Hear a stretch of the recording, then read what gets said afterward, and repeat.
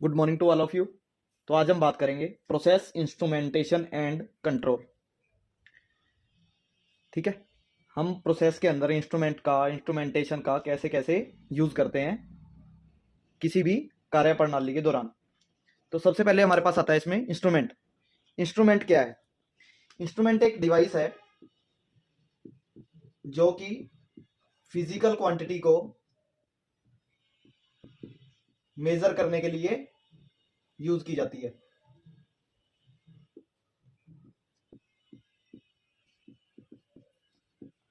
कोई भी हमारी फिजिकल क्वांटिटी है, उसको जो मेजर करने के लिए डिवाइस यूज होगी वो हमारा इंस्ट्रूमेंट है। जैसे टेम्परेचर के लिए हम थर्मोमीटर का यूज करते हैं, प्रेशर के लिए हम प्रेशर गेजेस का यूज करते हैं। जो डिवाइस फिजिकल हमारी क्वांटिटी को मेजर करेगी वो हमारा इंस्ट्रूमेंट है। उसके बाद जो हमारा आता है इंस्ट्रूमेंटेशन। इंस्ट्रूमेंटेशन क्या है? किसी भी प्रोसेस में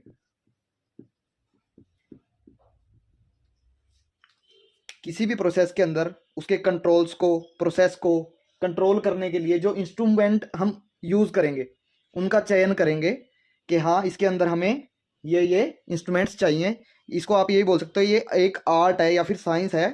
क्या करने के लिए? किसी भी प्रोसेस को कंट्रोल करने के लिए विद इन इसकी जो भी प्रोडक्शन की रिक्वायरमेंट्स हैं उसको फुलफिल करने के लिए प्रॉपर एक इंस्ट्रूमेंट का यूज करना, उसको इंस्ट्रूमेंटेशन बोलते हैं। ठीक है। उसके बाद जो हमारा आता है अगला, क्लासिफिकेशन ऑफ इंस्ट्रूमेंट। इंस्ट्रूमेंट को किन किन भागों के अंदर कैसे कैसे बांटा गया है। तो सबसे पहले इसकी वर्किंग के हिसाब से, दूसरा सोर्स ऑफ पावर, और तीसरा इसके मैकेनिकल इंस्ट्रूमेंट्स के हिसाब से, या फिर एलिमेंट्स बोल सकते हो, जो इसके मैकेनिकल एलिमेंट्स हैं। तो सबसे पहले वर्किंग के हिसाब से, वर्किंग में हमारे पास दो तरीके के आ जाते हैं। एक हमारा मैनुअल, दूसरा ऑटोमेटिक।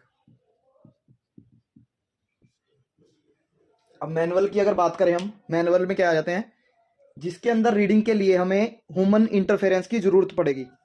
ठीक है, जहां पे एक आदमी या फिर एक व्यक्ति के द्वारा रीडिंग ली जाएगी और वो रीडिंग आगे दी जाएगी, उसको हम मैनुअल बोलते हैं। जैसे आप ड्राइंग के दौरान स्केल का यूज करते हो, ठीक है, या फिर डी, एंगल को नापने के लिए डी का यूज करते हो, तो आप उसकी रीडिंग नहीं दोगे तो वो एंगल रिप्रेजेंट नहीं करेगी कि इसका इतना एंगल है या फिर इसकी इतनी डायमेंशन है, 10 सेंटीमीटर है, 20 है, 30 है, वो कुछ भी।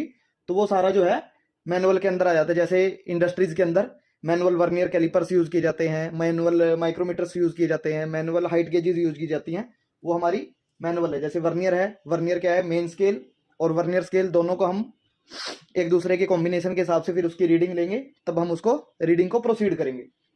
और दूसरा हमारा आ जाता है ऑटोमेटिक के अंदर। ऑटोमेटिक वो है जिसके अंदर वो डिजिटली हमें रीडिंग दे देता है एक तरीके से। ठीक है, जैसे डिजिटल हमारे पास वर्नियर भी आ रहे हैं, डिजिटल माइक्रोमीटर्स भी आ रहे हैं, डिजिटल हाइट गेजेस भी आ रही हैं। उसके अंदर हमें स्केल से रीडिंग लेने की जरूरत ही नहीं है, स्केल्स उसमें दिए ही नहीं होते, उसमें डिजिटली एक एनालॉग दिया होता है जहां पे आपको रीडिंग मिल जाती है। ठीक है, कि ये इतने mm है, ये इतने mm है, ये इतने माइक्रोमीटर है, माइक्रोमीटर में भी इतने mm ही है, या फिर इतने माइक्रोन है, या फिर हाइट गेज में इतनी हाइट है इसकी, वो डिजिटली रिप्रेजेंट कर देता है। तो वो हमारे वर्किंग के हिसाब से हो गए। उसके बाद आता है सोर्स ऑफ पावर के हिसाब से। तो पावर के हिसाब से है सेल्फ ऑपरेटेड,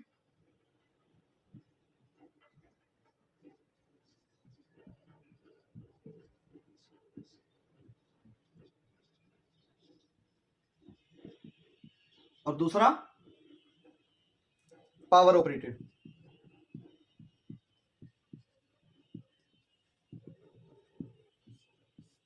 सेल्फ ऑपरेटेड में वो आते हैं जिसको इलेक्ट्रिसिटी की जरूरत नहीं होती ऑपरेटिंग के लिए, ठीक है, या फिर किसी एसी या डीसी करंट की जरूरत नहीं है चलने के लिए। ठीक है, वो हमारे आ जाते हैं सेल्फ ऑपरेटेड में। और पावर के अंदर जिसको हम इतना पावर नहीं देंगे वो इतना चलेंगे ही नहीं। तो सेल्फ के अंदर अगर हम बात करें, सेल्फ के अंदर हमारे थर्मोमीटर्स आ जाते हैं। आपने देखा होगा डॉक्टर्स थर्मोमीटर रखते हैं, आपका फीवर चेक करते हैं, उसके अंदर कोई आप इलेक्ट्रिसिटी नहीं देते उसको, कुछ नहीं। जो हमारे ग्लास वाले थर्मोमीटर्स हैं, अब जो डिजिटल वाले आने लग गए, उसके अंदर तो सेल्स डले होते हैं, तो कहीं ना कहीं उसके अंदर हम करंट दे रहे हैं तभी वो ऑपरेट हो रहे हैं। सेल डाउन हो जाता है तो वो काम करना बंद कर जाता है, तो वो हमारा एक पावर ऑपरेटेड में आ जाता है। ठीक है, जो मर्करी थर्मोमीटर है वो हमारे सेल्फ ऑपरेटेड के अंदर है। दूसरा हमारा पावर ऑपरेटेड। पावर ऑपरेटेड के अंदर अभी मैंने बताया जो हमारे डिजिटल जितने भी इंस्ट्रूमेंट्स हैं वो, और वेइंग बैलेंस है, वेट मशीन, चक्की पे आपने आटा चक्की वगैरह पे देखी होंगी वो लगी होती हैं। ठीक है, उसके बाद लाइटिंग मशीन्स,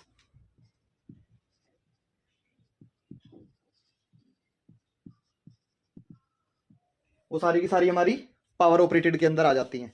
ठीक है, उसके बाद है हमारा मैकेनिकल इंस्ट्रूमेंट या फिर उसके एलिमेंट्स के आधार पे।